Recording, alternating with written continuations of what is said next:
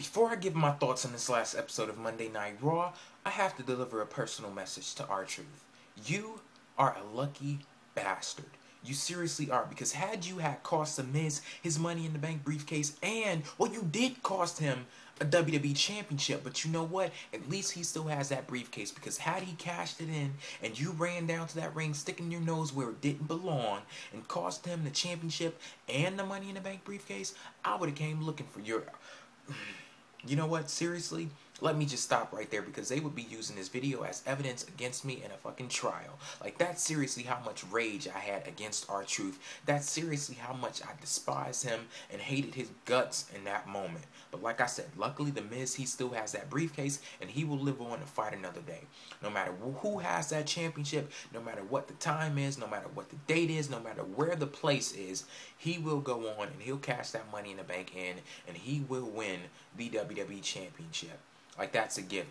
Doesn't matter all of the specifics about it. That's irrelevant at this point. All that needs to be known is that The Miz is a future WWE champion.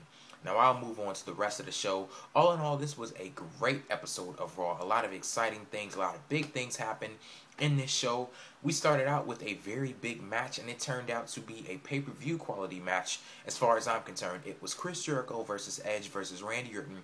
#1 contendership for the WWE Championship was on the line. Edge ended up losing this match, being pinned by Randy Orton. So Randy Orton is your #1 contender. He will go on to face Sheamus for the WWE Championship at SummerSlam. I do believe that I said Randy Orton, there was no point in him winning the Money in the Bank ladder match, because very well he could go on the next night on Raw, win a #1 contendership for the WWE Championship, and that's exactly what happened. So there you go. Like I said, Sheamus versus Randy Orton, WWE Championship at SummerSlam. Another big match for SummerSlam was booked, and this came as a result of John Cena turning down an offer from Nexus to join them. A lot of people thought, oh, John Cena was going to turn heel. John Cena was going to join Nexus. I'm like, nah, if it ends up happening, it ain't happening tonight, because WWE, they wouldn't tease it like that. Like, they wouldn't throw out a blatant tease of a possible John Cena heel turn, because they would want as much impact as possible from a John Cena heel turn, so they wouldn't tease it like that. So I knew John Cena wasn't going to turn heel, but yeah, he turns out an offer from Nexus to join them, and he says he's been gathering up a group of individuals to form an army to face Nexus. So the individuals that he comes up with: Edge, John Morrison, R-Truth, Great Khali, Chris Jericho, and Bret Hart. We see a surprise return of Bret Hart tonight. I know a lot of people are going to be like, why the hell is Bret Hart in this match? We have to remember that Nexus took him out of action. They got him removed from his post as general manager, and a lot of people were complaining about how Bret Hart left WWE. Like, they thought that was going to be the last we saw of Bret Hart in WWE. Hell, I'm one of the people that thought that was going to be the last of Bret that we saw in WWE. But it was kind of interesting to me that they let him go out basically like a punk. Like, they had Nexus attack him, and that was the last of Bret Hart that we saw. But we have to remember that there will be 14 people in this match. Bret Hart is one of 14. So people are going to be talking about his stroke issues. People are going to be talking about his ability to perform in the ring. There are 14 people in this match. I'm pretty sure Bret Hart is going to be basically an afterthought.